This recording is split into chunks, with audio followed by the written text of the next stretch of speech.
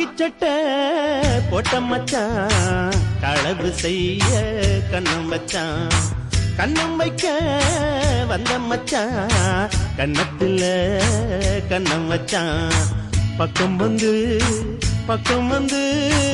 பாவி மனச பத்த வச்சான் உங்க வீட்டு